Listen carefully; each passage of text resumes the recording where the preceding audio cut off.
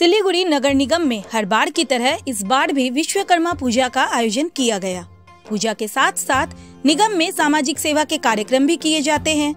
इसी क्रम में नगर निगम परिसर में एक तरफ विश्वकर्मा पूजा का आयोजन किया गया तो दूसरी तरफ रक्तदान शिविर का आयोजन किया गया। इस दिन इस रक्तदान शिविर में नगर निगम के पदाधिकारी से लेकर वार्ड पार्षद और आम लोगों ने बढ़ चढ़ कर रक्तदान किया। इस दिन सबसे पहले नगर निगम परिसर में विश्वकर्मा पूजा की गई। बाद में निगम के सभी वाहनों की पूजा की गई। आयोजित रक्तदान शिविर का उद्घाटन मेयर गौतम देव ने किया।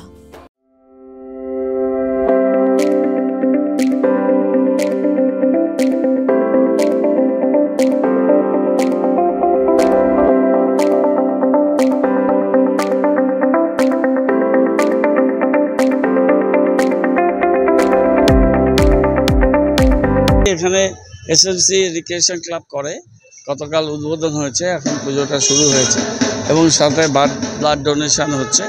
আমাদের সেক্রেটারি সাহেব, অন্যান্য আধিকারিক এবং আমাদের কর্মীরা তারা এই ব্লাড ডোনেশন অংশগ্রহণ করছেন, যেটা মানুষের কল্যাণে কাজে লাগে।